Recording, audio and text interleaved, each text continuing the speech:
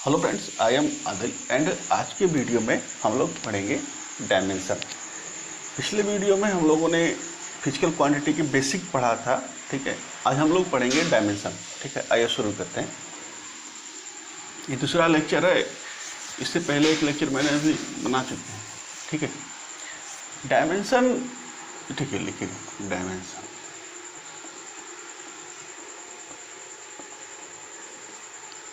Fundamental physical quantity हमारे पास कितने थे? पिछले वीडियो में हम लोगों ने फंडामेंटल फिजिकल क्वांटिटीज की बात की थी। फंडामेंटल फिजिकल, जैसे एक बात बताइए, लेंथ है, ठीक है। लेंथ फंडामेंटल फिजिकल क्वांटिटी में ही एक है लेंथ। लेंथ की यूनिट क्या है?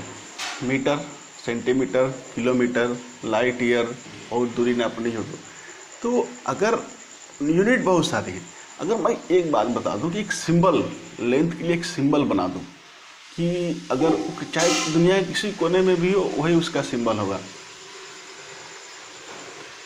लेंथ का सिंबल है एल, ठीक। कहीं भी आप जाएंगे तो यही इसका सिंबल मिलेगा। और इसको मैंने कुछ ऐसे बंद कर दिया ब्रैकेट में। ये क्या है? लेंथ, ठीक है ना। ये थोड़ा हम लोग देखते हैं और फिजिकल क्वांटिटीज कितने थे। जैसे लेंथ हो गया, लेंथ को कैसे डिनोट करेंगे? एल, ठीक। दूसरे का मास हो गया,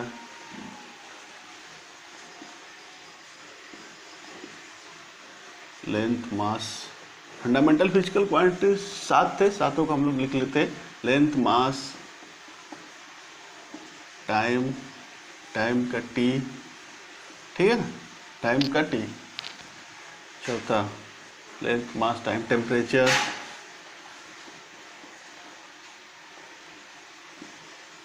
टेम्परेचर का टी नहीं, ठीक है। टेम्परेचर का यूनिट क्या है? केल्विन, ठीक। तो के, या कभी कभी ऐसे भी लिख देता है थीटा। तो दोनों आप याद रखिएगा, ठीक। पांचवा length, mass, time, temperature, electric current.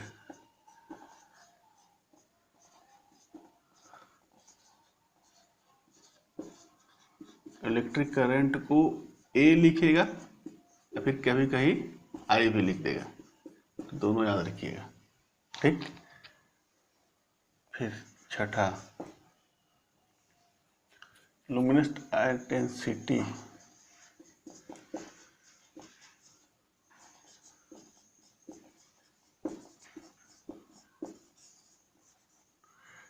Candela, candela को क्या लिखेंगे? सी डी, ठीक। इतने हुए, 6 हो गए, 7। अमाउंट ऑफ सबस्टांस, ये फंडामेंटल फिजिकल क्वांटिटीज है सातों। पिछली वीडियो में हम लोगों ने इसके बारे में चर्चा की थी।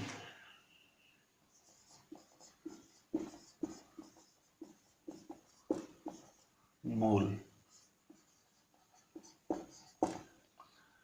3 3 6 1 7, हमारे पास 7 फिजिकल फंडामेंटल फिजिकल क्वांटिटीज हैं, ठीक। ठीक है, अब थोड़ा सा इसका जो डिफिनीशन है, किताबी डिफिनीशन, मैं वो लिखवा दे रहा हूँ, फिर इसका मतलब आपको समझा रहा हूँ। ये ठीक, ये हो गया ना। देखिए डायमेंशन किसे कहते हैं। डायमेंशन का डिफिनीशन लिख लीजिए। डिफिनीशन डायमेंशन क्या है, थोड़ा सा मैं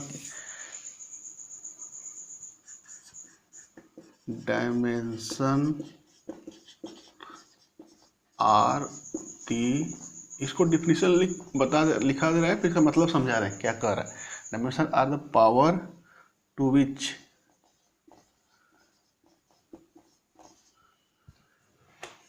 the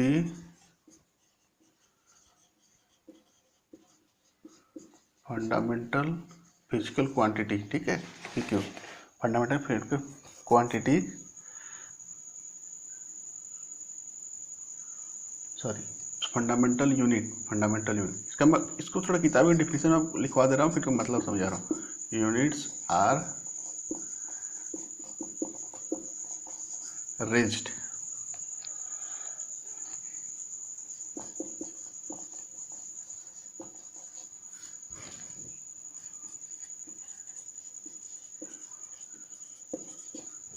in order to express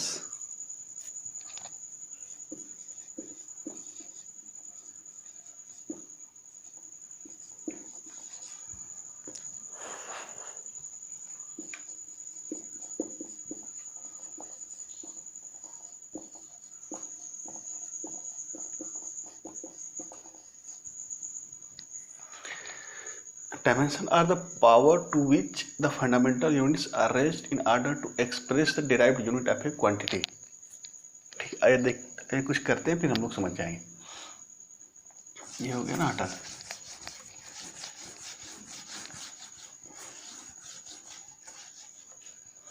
इसे देखिए, पहला एरिया, सबसे सिंपल लेते हैं एरिया।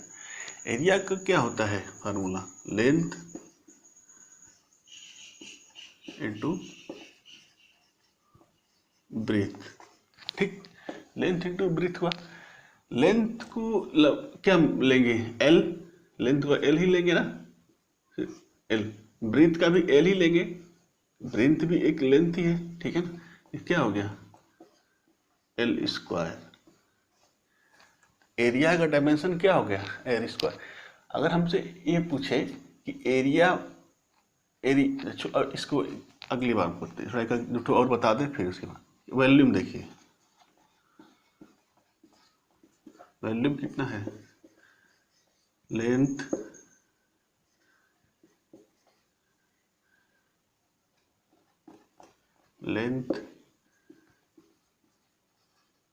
Breathe height. ठीक है, लेंथ ब्रीथ हाइट। लेंथ को क्या लिखेंगे? एल। ब्रीथ को भी क्या लिखेंगे? एल, ठीक है ना। हाइट को भी लिखेंगे एल। ये क्या हो जाएगा? अगर पूछे हमसे क्वेश्चन पूछते हैं कि वॉल्यूम का मतलब डायमेंशन क्या है, डायमेंशन ऑफ एल, लेंथ का डायमेंशन क्या है वॉल्यूम में? Dimension of L in volume कितना है? 3। जो पावर है ना उसके, क्या लिखा है? पावर कितना है? 3। अगर हमसे पूछे कि dimension of length in volume कितना है? 3। ठीक। तीसरा एरिया, मास, वॉल्यूम, स्पीड। स्पीड क्या होता है? Distance upon time. Distance upon time. Distance क्या है? एक लेंथ, एल, टाइम क्या है? टी, क्या हो जाएगा? एल टी के पावर -1। ठीक है ना। इसमें देखिए, अगर हमसे पूछ दे कि डायमेंशन ऑफ टी का डायमेंशन क्या है? Dimension of T in speed. Speed में डायमेंशन का टी का कितना है? -1। Dimension of L in speed कितना है? 1। ठीक है ना। एल की पावर कितना है? 1। पावर देख रहे हैं, तो वही पावर ही हमारा डायमेंशन कहलाता है। चौथा देखिए, चौथा वेलोसिटी। वेलोसिटी कितना होगा? डिस्प्लेसमेंट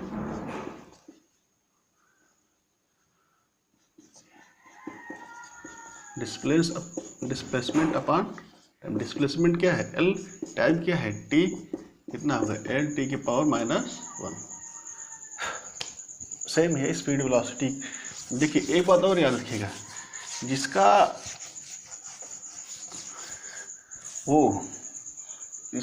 मतलब डिस्प्लेसमेंट एक डिस्टेंस है, इसका यूनिट सेम होगा, उसका डायमेंशन सेम होगा। ठीक है ना। स्पीड की यूनिट क्या है? मीटर पर सेकेंड। वॉल्यूम की यूनिट, वेलोसिटी की यूनिट क्या है? मीटर पर सेकेंड। अगर उसका यूनिट सेम है, उसका डायमेंशन भी सेम आएगा, ये याद रखिएगा।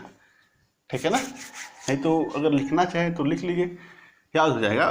प्रैक्टिस करते जाएंगे, याद हो जाएगा। ठीक। डेंसिटी, डेंसिटी लिखिए। डेंसिटी बराबर कितना होता है? Mass upon volume. Mass KG, volume metre cube. ठीक है ना। केजी को क्या लिखेंगे? M, fundamental physical quantity. Metre को एल क्यूब, कितना हो जाएगा? एम एल की पावर -3। देखिए, एक चीज़ और बता दे रहे हैं, जैसे हमारे पास जो डायमेंशन था वो कितना था? लेंथ था, लेंथ का एल था, ठीक, एल था, और टाइम, मास का एम था, टाइम का टी था। तो हमें जो जो हमारे ज़्यादातर यूज होते हैं ना, लेंथ, मास, टाइम ही यूज होते हैं, और बाकी जो 4 बचे सब होते हैं लेकिन बहुत कम यूज होते हैं। तो हम जो भी मतलब फिजिकल डायमेंशन में एक्सप्रेस करते हैं ना, जिस किसी भी फार्मूले यूनिट को डायमेंशन में, तो हम इन तीनों में एक्सप्रेस करते हैं। कॉमनली ज़्यादा यूज यही सब होते हैं। तो जब भी आप लिखे ना, जैसे मान लीजिए इसको भी लिखना है एल स्क्वायर को, तो इसको हम ऐसे लिख सकते हैं m की पावर 0 l की पावर 2 t की पावर 0 mlt में। जनरली ऐसे भी लिख, अब ऐसे भी ये भी सही है लेकिन ये भी सही है, लेकिन जनरली आपको ऐसे ही मिलेगा क्वेश्चंस वगैरह में, ठीक है, तो वो याद रखिएगा। इसको ऐसे ही एक्सप्रेस करते हैं। बाकी चारों को क्यों नहीं लिखे, आप पूछेंगे कि सर के क्यों नहीं लिखे, थीटा क्यों नहीं लिखे, आई क्यों नहीं लिखे, ए क्यों नहीं लिखे। तो ये सब चीज़ें बहुत कम यूज होता है, ठीक है ना, ज़्यादा वही MLT ही यूज होता है, ठीक है। इसको अगर हमको लिखना हो तो कैसे लिखेंगे, m के पावर 0 l क्यूब t के पावर 0, ठीक। इसको अगर लिखना हो m के पावर 0 l t के पावर -1, तो हर एक में जब भी आप लिखिएगा ना तो तीनों में एक्सप्रेस करिएगा, ठीक। इसी तरह हम इसको भी लिख लेते हैं m के पावर 0 l t के पावर -1, m l की पावर -3 t की पावर 0, ठीक। डेंसिटी हो गया। फिर उसके बाद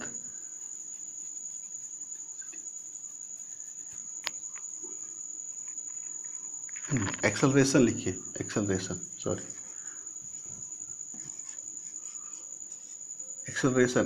कितना होता है, मीटर पर सेकेंड पर सेकेंड, मतलब मीटर पर second by second, change in velocity upon change in time. कितना हो जाएगा, मीटर का L नीचे आएगा, t स्क्वायर हो जाएगा। इसको कैसे एक्सप्रेस करेंगे, m के पावर 0 l t के पावर -2, ठीक है ना, पावर 0 l t के पावर -2 एक्सेलरेशन। फिर उसके बाद आते स्मॉल जी भी क्या है, एक्सेलरेशन है ना। तो एक्सेलरेशन है, तो इसका भी कितना आएगा, मीटर पर सेकेंड स्क्वायर। यूनिट इसकी यही है, यूनिट अभी मैंने आपको बताया ना, अगर यूनिट सेम है उसका डायमेंशन सेम आएगा, ठीक है ना, MLT के पावर -2, यूनिट सेम है तो डायमेंशन सेम आएगा। एक्सेलरेशन हो गया। हाँ, और लिखिए फोर्स को लिखिए। फोर्स बराबर कितना होता है, मास इंटू एक्सेलरेशन। मास का कितना होगा, केजी का m, एक्सेलरेशन का भी हम लोग ऊपर लिखे ही हैं,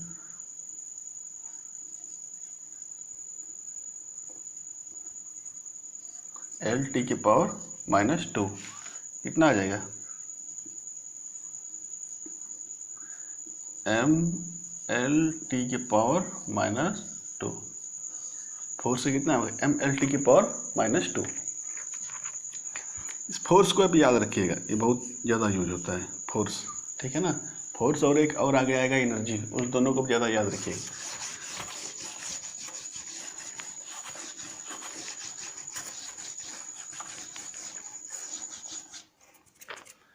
फोर्स हो गया। उसके बाद आते हैं हम लोग मोमेंटम।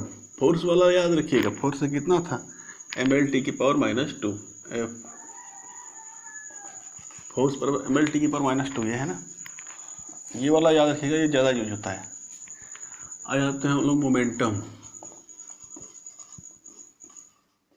मोमेंटम कितना होता है, मास इंटू वेलोसिटी। मास का क्या लिखेंगे, m, वेलोसिटी का L/t, मीटर पर सेकेंड, MLT की पावर -1, ठीक। मोमेंटम हो गया। फिर इसकी लिखिए काइनेटिक एनर्जी।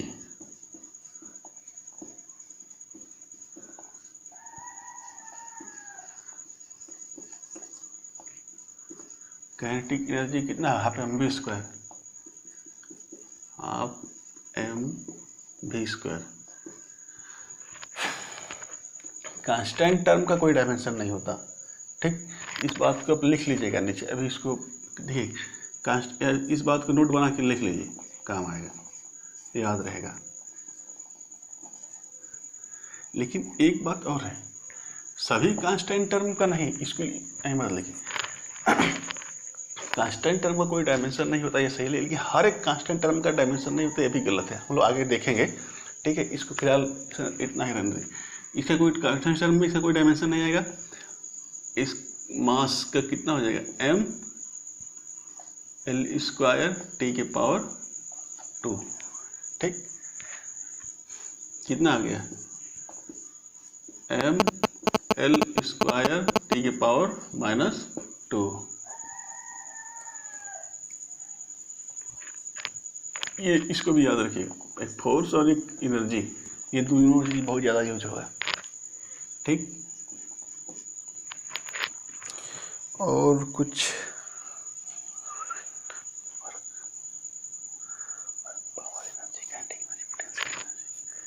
और तो बहुत है, लेकिन देखिए अच्छा है, पोटेंशियल एनर्जी।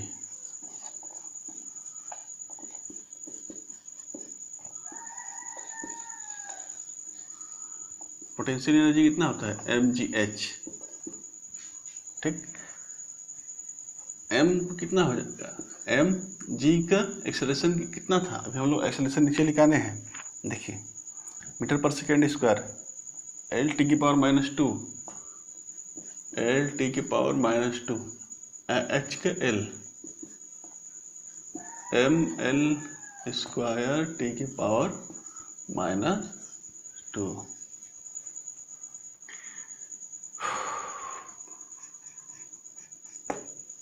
ठीक, और आके प्रैक्टिस करिएगा जितना भी आपको। अब देखिए, एक चीज़ और बता दे रहा हूँ, अब फार्मूला से मत डिस्टर्ब होइए कि फार्मूला मुझे नहीं याद है। ये सब तो बेसिक है, ये सब चीज़ें और भी आगे अगर फार्मूला याद नहीं उससे कोई दिक्कत नहीं, आपको बस इसमें डायमेंशन निकालना आ जाता है। जब धीरे धीरे पढ़ते जाएंगे ना 11th-12th में, तब फार्मूले मिलेंगे। ठीक है, पोटेंशियल एनर्जी हो गया, और हाँ पावर, पावर तो वर्क डन बटेगा time, work upon time. Work क्या है, वर्क एक एनर्जी है, वर्क का पहले ही बताया था ना। अच्छा, पहले वर्क का ही लिख लीजिए। देखिए,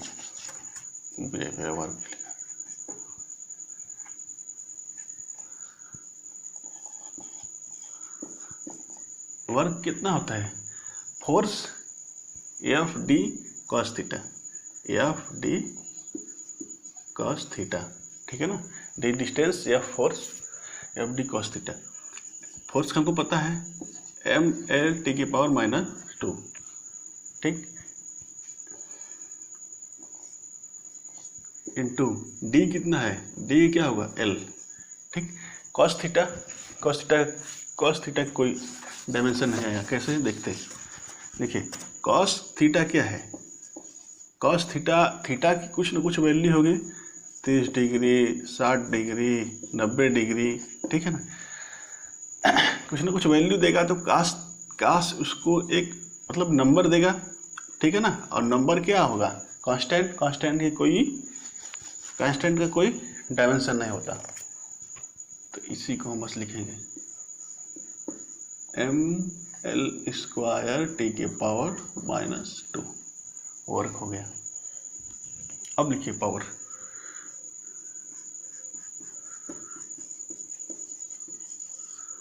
वर्क डन बटेगा टाइम टेकन।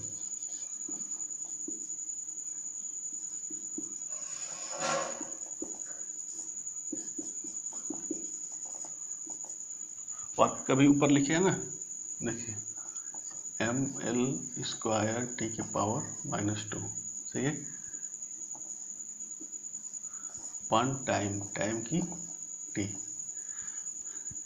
कितना आ गया, m l स्क्वायर t के पावर -3। ठीक है, तो ऐसे बहुत सारे हैं, और आप आगे आपकी किताब से जो भी होगा करिएगा, सब करने को बहुत है।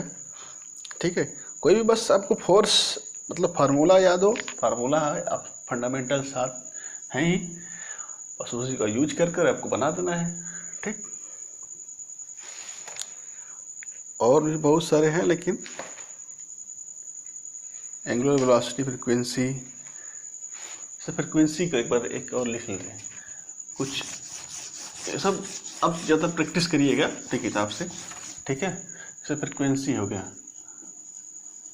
फ्रीक्वेंसी कितना होता है 1/t, इसको कैसे लिखेंगे,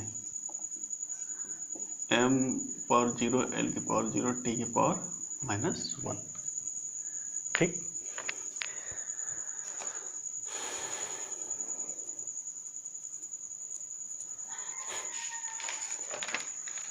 लिखिएगा ऐसे मतलब, और प्रैक्टिस करिएगा अपनी किताब से। बस आपको क्या है, फार्मूला याद हो, फार्मूला देख लीजिएगा, बस उसमें m/t पुट करना है और क्या, और जो जो मतलब उसके पूछेगा वो बस पुट कर देना। और आगे भी मतलब टेम्परेचर भी दिया हो, एम्पियर भी और करंट भी दिया हो तो उसको भी यूज करेंगे। ठीक, हम लोग अब थोड़ा और आगे बढ़ते हैं। अब लिखिए, dimension of some constants, dimension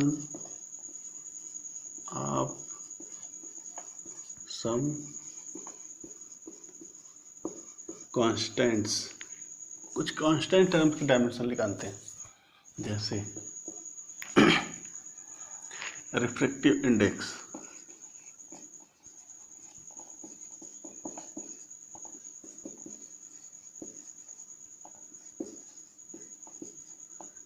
c/v।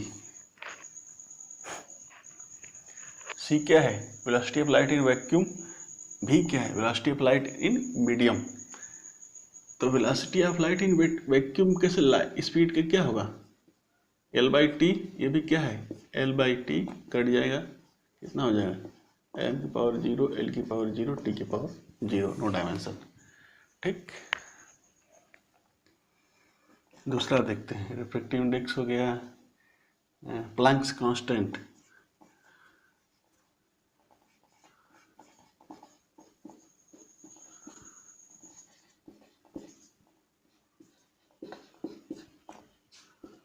E बराबर h न्यू। ठीक, h क्या है, h है प्लैंक्स कांस्टेंट, E बराबर म्यू। E क्या है, एनर्जी, एनर्जी क्या है, मैंने आपको बताया था एनर्जी और फोर्स दो याद रखिएगा, बहुत ज़्यादा यूज हो गए, ml² t⁻⁻2, म्यू को होगा कितना 1/t t⁻⁻1। फ्रिक्वेंसी है म्यू, ml² t⁻⁻1। ठीक, प्लैंक्स कांस्टेंट। कुछ दिखा, dimension of some constant, constant refractive index है, डायमेंशन लेस है। मैंने वो पिछले थोड़ा बहुत पहले बताया था कि हर एक कांस्टेंट टर्म में डायमेंशन लेस ही नहीं होता। देखिए प्लैंक्स कांस्टेंट है h से कुछ तो कुछ डायमेंशन है, तो हर एक डायमेंशन मतलब कांस्टेंट ऐसा नहीं हो कि डायमेंशन लेस ही हो, डायमेंशन भी कुछ न कुछ उसका हो सकता है। तीसरा का देखें, ग्रेविटेशनल कांस्टेंट,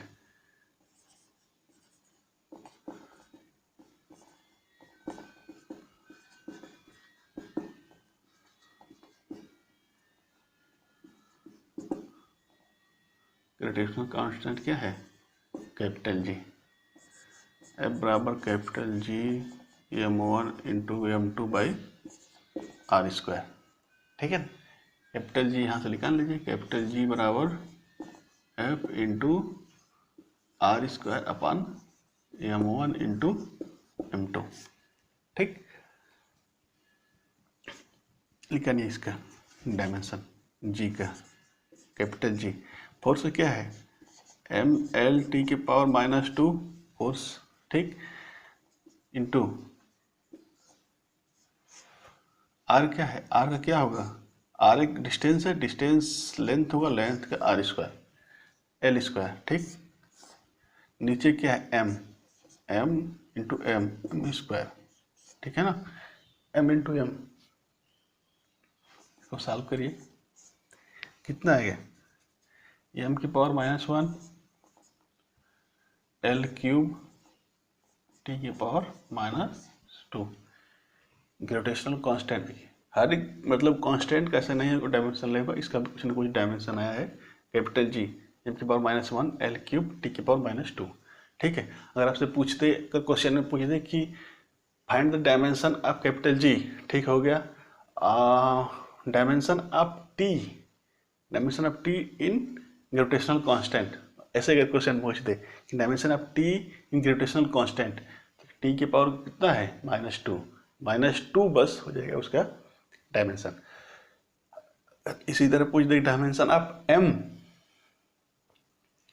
इन ग्रेविटेशनल कांस्टेंट, M की पावर कितना है -1। ठीक,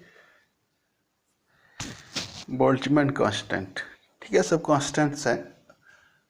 कुछ मतलब ये तो बस दिखाना था हमको कि सब कांस्टेंट ऐसे नहीं है कि डायमेंशन लेस ही होंगे, कुछ ना कुछ उसके डायमेंशन भी होते हैं। ठीक, और बस यही है, आपको बस फार्मूला पता है, इधर उधर कर कर जो पूछेगा उसको MLT पुट करना है। अगर और बाकी करंट हो गया, मोल हो गया, वो सब भी अगर यूज किया हो तो उसको भी यूज कर लेंगे। ठीक है, प्रैक्टिस करिएगा, लेकिन प्रैक्टिस बहुत जरूरी है, बहुत प्रैक्टिस कर लीजिएगा, हो जाएगा। और एक बात, हाँ एक बात और लिखिए, to supplementary physical quantity angle and solid angle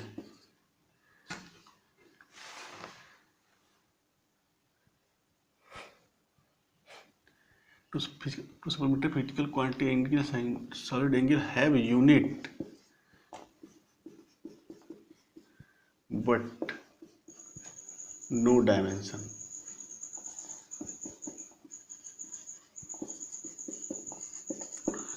Supplementary physical quantities angle and solid angle have unit but no dimension. ठीक है, एंगल का यूनिट कितना है, रेडियन, पता है सब लोगों को, पिछले क्लास में लोग पढ़े हैं। एंगल एंड सॉलिड एंगल का स्टेरेडियन। ठीक, लेकिन इनकी कोई डायमेंशन, इनका कोई डायमेंशन नहीं है। क्यों नहीं है, ठीक है, क्यों एंगल के क्या होता है, इसे देखिए डायमेंशन क्यों नहीं है। एंगल थीटा कितना होता है, L/R, R का पार्ट रेडियस, L आर्क है, आर्क का जो आएगा L आएगा, आर्क एक लेंथ ही है ना, तो लेंथ का L आएगा, R भी क्या है रेडियस, रेडियस भी एक लेंथ ही है, L आएगा, कट जाएगा। ठीक है, m⁻0 L⁻0 T⁻0। देखा यूनिट तो है रेडियन, इसका कोई डायमेंशन नहीं है, m⁻0 L⁻0 T⁻0। एंगल का यूनिट है रेडियन, सॉलिड एंगल का यूनिट है स्टेरेडियन, लेकिन उसका कोई डायमेंशन नहीं आएगा। ठीक, तो अगर इसका उल्टा भी अगर पूछे कि two supplementary physical quantity angle solid angle have unit but no dimension, क्योंकि इसका उल्टा भी होगा, इसके पास डायमेंशन हो लेकिन उसकी यूनिट ना हो। जैसे देखिए लिख लेते हैं थोड़ा, any physical quantity have dimension but no unit, ऐसा हो सकता है, नहीं, नेवर, ऐसा कोई नहीं है, नॉन।